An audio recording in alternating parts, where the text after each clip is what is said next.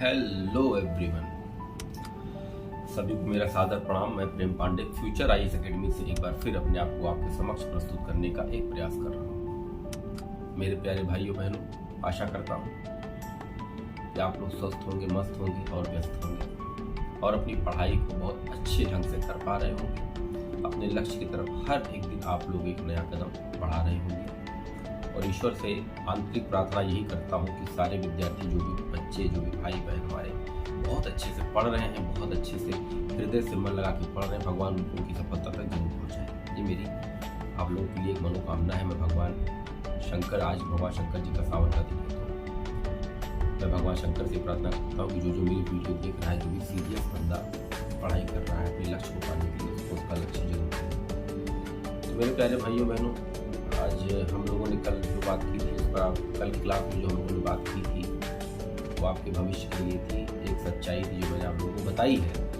तो आशा करता हूँ कि कल की बात से किसी भी भाई बहन को या किसी भी व्यक्ति विशेष या किसी धार्मिक संगठन या किसी को भी मेरे द्वारा कोई ठेस नहीं पहुँचा होगा। अगर पहुँचता है तो मैं तहे दिल से माफ़ी मांगता हूँ आप लोगों से, मेरे प्यारे भाइयों बहनों। तो मेरे प्यारे भाइयों बहनों, हम लोग आज के टॉपिक में भारतीय राज्य व्यवस्था पर बात करेंगे। आज हम लोग इधर उधर की बात नहीं करेंगे, भारतीय राज्य व्यवस्था पर बात करेंगे। भारतीय राज्य व्यवस्था में हम लोगों ने 1600 का सफ़र जब अंग्रेज भारत आते वहाँ से शुरू करके भारत को आज़ाद करवा दिया था। तो उसमें मैंने आप लोगों को काम दिया था कि इसके टॉपिक्स को आप लोग NCERT या लक्ष्मीकांत से पढ़ लीजिए। तो जिन बच्चों ने NCERT खरीद ली है, उन्होंने मुझे, कुछ बच्चों ने फ़ोटो भी भेजी थी व्हाट्सएप की, सर देखिए मैंने NCERT खरीद ली है। कुछ बच्चियाँ थी, उन्होंने फ़ोटो भेजी। बहुत अच्छी बात, शुभकामनाएं आपके साथ। किताब खरीदना बहादुरी तब होती है, किताब को पढ़ने की क्षमता अपने आप में विकसित की जाए। तो मेरे प्यारे भाइयों बहनों, आप लोग को कैसा लग रहा है? क्या वो जो टॉपिक मैंने कॉन्सेप्चुअल आपको समझाया है क्षेत्रीय भाषा में, दैनिक भाषा में, रोजमर्रा की भाषा में, उससे आपको उसके कंसेप्ट को समझने के बाद उसके फैक्ट को पढ़ने में कैसा लग रहा है? इसको कमेंट करके मुझे बताइएगा कि आपको वो फैक्ट कितना मजे से आप उसको कर पा रहे हैं।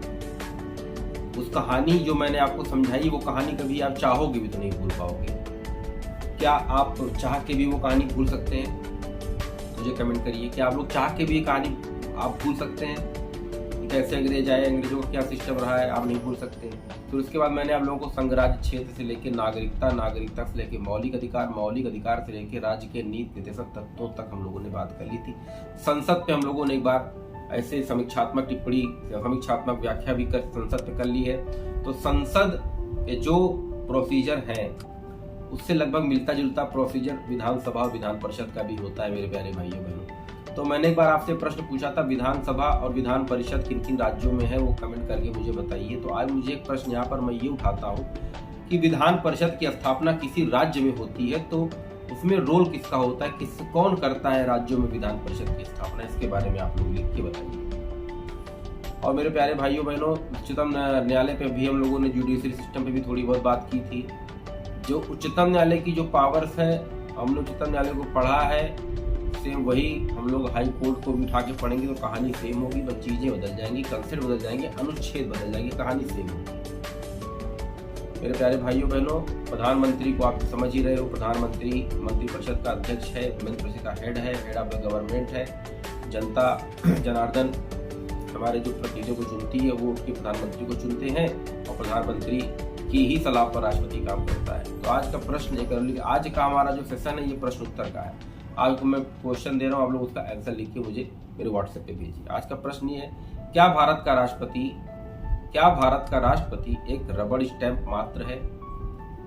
क्या वह स्वयं से कोई कार्य नहीं कर सकता है? तो क्या वह एक रबड़ स्टैंप है? इसकी व्याख्या कीजिए और चर्चा कीजिए। अब आपको मैं एक आंकड़ा बता दे रहा हूँ, राष्ट्रपति स्वयं से कोई कार्य नहीं करता है, आपको मैंने पहले ही बता दिया है। ये लोकतंत्र है, यहाँ पर जनता के जो प्रतिनिधि चुनकर आएंगे वो उसको सलाह देते हैं। तो इस प्रश्न में इसको दर्शाने का प्रयास करिएगा और इस प्रश्न के जो कंक्लूजन लास्ट में, राष्ट्रपति ही एक IAS ऑफिसर को जो एडमिट करता है या जो उसको साइन करके भर्ती करता है, वो राष्ट्रपति ही करता है। और UPPCS में अगर आप अधिकारी बनेंगे तो राज्यपाल की साइन से आप बनेंगे। क्या ये सही बोल रहा हूँ या गलत? आप लोग मुझे कमेंट करके बताइए। क्या एक IAS ऑफिसर की ज्वाइनिंग लेटर राष्ट्रपति साइन करता है? और क्या एक यूपीपीएससी स्टेट लेवल एग्जाम जो क्वालिफाई करते हैं उनका राज्यपाल करता है? इसके बारे में कमेंट करके प्लीज मुझे बताइएगा, क्या मैं सही कह रहा हूँ गलत कह रहा हूँ। तो राष्ट्रपति हमारे यहाँ जो सबसे बड़ा पद है, भारत का पहला नागरिक है, सर्वोच्च पद है। तो हमको इस क्वेश्चन में सब बताना है कि हाँ भैया वो मंत्रिपरिषद की सलाह से ही काम करता है, अपने आप से कुछ नहीं कर सकता है। लेकिन हमको ये दिखाने राष्ट्रपति लास्ट में कंक्लूजन में उसको रबड़ स्टैंप साबित नहीं कर देना है हम लोगों को, क्योंकि अगर हम उसको रबड़ स्टैंप साबित कर देंगे तो हमारा जो विचार है नकारात्मक तथ्य निकलकर हमारी किताब कॉपी में, हमारी कॉपी के आंसर राइटिंग में नकारात्मकता नहीं दिखनी चाहिए। क्योंकि आप एक प्रशासक बनने जा रहे हैं तो नकारात्मक बातें आपसे आयोग उम्मीद करता है कि आप नकारात्मक बातें नहीं लिखेंगे या नकारात्मक बातें नहीं करेंगे। तो राष्ट्रपति सर्वोच्च है, अपने कार्यों को बांटने के लिए उसने पूरी मंत्रिपरिषद की उसके नीचे काम करती है, ऐसा कुछ लिख के उसको लास्ट में वो सर्वोच्च है साबित कर देना है। रबड़ स्टैंप है वो तो आप स्टार्टिंग में बताएंगे, लेकिन लास्ट में जब हम कंक्लूजन लिख रहे होंगे तो उसका वो सर्वोच्च है ये हमको प्रूव करना पड़ेगा। क्योंकि हमारे यहाँ जो प्रशासक हैं वो जनता द्वारा थोड़ा चुन के आ रहे हैं, तो राष्ट्रपति राज्यपाल ही तो चुन रहा है, और हम उन्हीं के बारे में लास्ट में देखें हाँ वो रबड़ स्टैंप है, तो फिर थोड़ा सा नकारात्मक टिप्पणी होगी। ये मेंस के लिए आप समझिए कि किसी भी पद की गरिमा को आप अगर अपने आंसर राइटिंग में नकारात्मकता के थ्रू भंग करेंगे लास्ट में, तो उसकी नकारात्मकता आपके क्वेश्चन में दिखेगी, तो आपका माइनस क्वेश्चन जो है वो उसमें पूरा नंबर की आशा मत करिए मेरे प्यारे भाइयों बहनों। क्योंकि एक प्रशासक हमेशा सकारात्मक विचारों के साथ चलता है, नकारात्मक विचारों के साथ नहीं। एग्जाम्पल डीएम साहब हैं, वो आप पूरी जनता डीएम साहब की बात सुनती है, डीएम साहब पूरी जनता की बात सुनते हैं। अब पता लगा डीएम साहब किसी गांव में गए हैं, गांव वाले चिल्ला रहे अपनी बातों को रख रहे हैं, उसी में ईंटा पत्थर चलने लगा, तो डीएम साहब का ऐसा करो भैया अभी पत्थर मारे तो सीधे के 47 का सब उड़ा दो। तो डीएम साहब बनना तो अपने आप में बहुत बड़ी चीज है भी और नहीं भी है। अगर हम प्रशासक बन रहे हैं तो हमारे अंदर सबसे पहली बात तो कोमलता का स्वभाव होना चाहिए, सहृदयता का स्वभाव होना चाहिए, सबको हम समान देखें, हमारे अंदर ये चीजें होनी चाहिए। और दूसरी बात हमारे अंदर जो सहन शक्ति है वो बहुत ज्यादा होनी चाहिए। ये जब तक नहीं होगी आप एक कुशल प्रशासक नहीं बन पाएंगे। जब आप कुशल प्रशासक हो जाएंगे तब आपका नाम होगा चारों तरफ। यहाँ भाई डीएम साहब इस जिले में थे, उन्होंने बहुत डेवलपमेंट किया, उन्होंने बहुत सारे प्रोग्राम जो भी सरकार चलाती उसका सबको फायदा दिया। तो प्रशासक बनने के लिए सबसे पहली बात है तो अपने लिए सबसे पहली बात सहन शक्ति, जो आप अपने अंदर सहन शक्ति पैदा करिए। सहन शक्ति का जैसे माता पिता ने कुछ कह दिया आप तुरंत गुस्से में आ गए, टेम्पर में आ गए, किताब फेंक दे, नहीं बनना है हमको IAS, नहीं बनना है कुछ भी, नहीं बनना है हमको इंजीनियर डॉक्टर। अरे नहीं बनोगे तो अपने लिए बनोगे ना भैया। वो तो बोल दिए, वो चले गए, वो तो भूल भी गए उन्होंने क्या कहा था, लेकिन तुम उसको लेके बैठे रह गए। हफ्ते 10 दिन तुम गुस्से में रह गए, तो हफ्ते 10 दिन बाद तुमने फिर से किताब उठाई, नो डाउट आपने किताब उठाई, लेकिन वो हफ्ते 10 दिन का जो समय है वो कहाँ गया? इसका जवाब मैं आपसे पूछ रहा हूँ, समय कहाँ गया? तो वो समय नहीं खराब करना। सबसे पहले प्रशासक बनने के लिए आत्मसंयम का होना बहुत जरूरी है। और सबसे पहली बात कंसिस्टेंसी, निरंतरता तो होनी ही चाहिए। निरंतरता नहीं होगी तो लक्ष्य कभी प्राप्त नहीं होगा। निरंतरता के साथ साथ सहन शक्ति भी बहुत जरूरी है। मान लीजिए मैंने पहली बार प्री एग्जाम दिया, नहीं हुआ, हमने कहा बढ़ा इस एग्जाम को, दोबारा कभी नहीं दी, तो ये भी गलत है, क्योंकि आपने पूरा 2 साल अपना दिया, उसको कैसे कैसे जाने देंगे आप उसको। तो अपने पहले प्रयास में ही आप लोग चाहे तो उसको क्रैक कर सकते हैं। बस यही है कि सिस्टमेटिक ढंग से उसको पढ़ना पड़ेगा और एक समय पे ही इसकी तैयारी शुरू कर देनी पड़ेगी। कोई बहुत बड़ी चीज़ नहीं है। इस पर हम लोग अगले संडे को जब मैं बात करूँगा कैसे करेंगे तैयारी, क्या सही समय है पढ़ाई करने का सिविल सर्विसेज के लिए, उसमें हम संडे को बात करेंगे। तो आज हमने आपसे चर्चा की, राष्ट्रपति पढ़ लीजिएगा अच्छे से, क्वेश्चन दिया उसको कर भी लीजिएगा अच्छे से। अब आप एक प्रश्न और लिखिएगा, क्या भारत का प्रधानमंत्री भारत का सर्वोच्च है? क्या भारत का प्रधानमंत्री अपने इशारों पर राष्ट्रपति और स्वयं पूरे मंत्रिपरिषद को नचा सकता है? इसको मन में इस क्वेश्चन को करिएगा, इसके बारे में व्याख्या करिए। क्या प्रधानमंत्री पे कोई लगाम नहीं है? क्या वो प्रधानमंत्री बनने के बाद राष्ट्रपति को भी जो चाहे वो कर दे, राज्यपाल जिसको भी चाहे उंगली नचा सकता है? और अगर उसके ऊपर कुछ बाउंडेशन है तो वो क्या है? जिसे प्रधानमंत्री भी एक बाउंड्री में बन जाता है, वो क्या बाउंड्री है? आप लोग मुझे लिख के बताइए कौन सी बाउंड्री है ऐसी जो प्रधानमंत्री को भी रोक सकती है या रोकने में सक्षम है। क्वेश्चन लिखिए, लोकसभा और राज्यसभा में अंतर क्या है और इनके प्रतिनिधि कैसे चुने जाते हैं? लोकसभा और राज्यसभा में क्या अंतर है और इसके प्रतिनिधि कैसे चुने जाते हैं? और एक क्वेश्चन लिखिए, भारत का महान्यायवादी का ये पद का सृजन कब हुआ और इसके प्रमुख कार्य क्या है। भारत का प्रमुख महान्यायवादी का पद का सृजन कब हुआ और इसके प्रमुख कार्य क्या है, इसकी आलोचना व्याख्या करते हुए आलोचना करिए। ये सारे क्वेश्चन जो मैंने आपसे भी बोले हैं इस पे मैं कल डिस्कस करूंगा। ये मत समझिए मैं डिस्कस नहीं करूंगा। कल सीजीआई भी डिस्कस करूंगा, सीएजी पे भी डिस्कस करूंगा और आपके राष्ट्रपति पे भी डिस्कस करूंगा, आपके प्रधानमंत्री।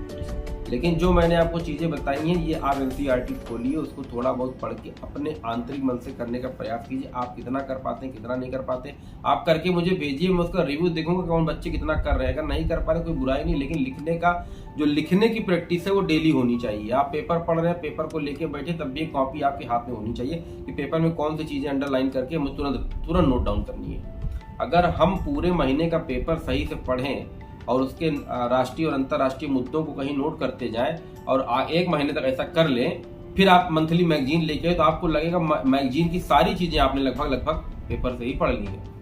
तो ये हो सकता है, लेकिन कंसिस्टेंसी मैं क्या कह रहा हूँ, पेपर पढ़ना कंसिस्टेंसी का हिस्सा है, विषय को पढ़ना कंसिस्टेंसी का हिस्सा है, ग्रुप डिस्कशन करना कंसिस्टेंसी का हिस्सा है, हर दिन प्रश्नों को लगाना, उनको हल करना, उनके उत्तर देखना, उत्तर ढूंढना, ये भी कंसिस्टेंसी का हिस्सा है।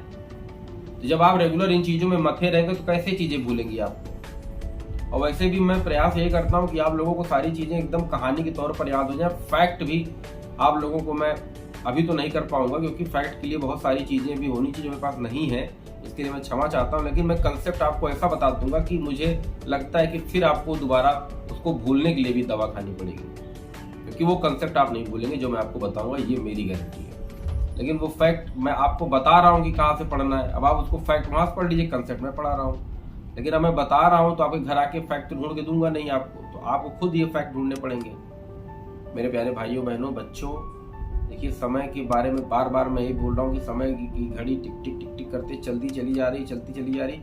इसको ध्यान में रखते हुए अगर हमने निश्चित समय पर अपनी पूरी पोटेंशियल, पूरी ताकत नहीं लगाई तो हम कहीं के नहीं रहेंगे। इतना आज आप फिर से मैं जाते मैं बोल रहा हूँ, जान लीजिए और लग जाइए प्रयास करने में, हर दिन प्रयास, क्योंकि प्रयास करने वाले की कभी हार नहीं होती है, निरंतरता ही सफलता की कुंजी है। तो मेरे प्यारे भाइयों बहनों, एक बार फिर से आपको आपके उज्जवल भविष्य की कामना करता हूँ और सभी बड़ों को मेरा प्रणाम और छोटों को बहुत सारा हार्दिक प्यार। और आज का ये अंक जो प्रश्नों का संग्रह लेकर मैं आपके सामने आया था, ये मेंस के लिए बहुत इंपॉर्टेंट क्वेश्चन है। आप इनको पढ़िए, जब आप इनको पढ़ेंगे तो इसके फैक्ट से आपको प्री में इसका फायदा मिलेगा और इसके कंसेप्ट से आपको मेंस में फायदा मिलेगा। एक ही तीर से आपको प्री और मेंस दोनों को साधने का एक प्रयास है ये। मैं चाहता हूँ कि प्री की तैयारी आप करिए फिर मेंस की, ऐसा नहीं है, प्री के साथ साथ मेंस की तैयारी कर दीजिए। मेंस का जो लिखने का विचार है वो अभी से आपके दिमाग में जब पनपना शुरू करेगा तो आप चीजों को अच्छे से लिख पाएंगे। तो मेरे प्यारे भाइयों बहनों, मैं आज का ये अंक प्रश्नों का सार संग्रह भारतीय राज्य व्यवस्था का यही समाप्त कर रहा हूँ और कल हम लोग जो प्रश्न आज मैंने दिया, कल हम लोग इस पर गहन चर्चा करेंगे। तो आप सभी को मेरा प्रणाम और छोटों को प्यार। जय हिंद, जय भारत।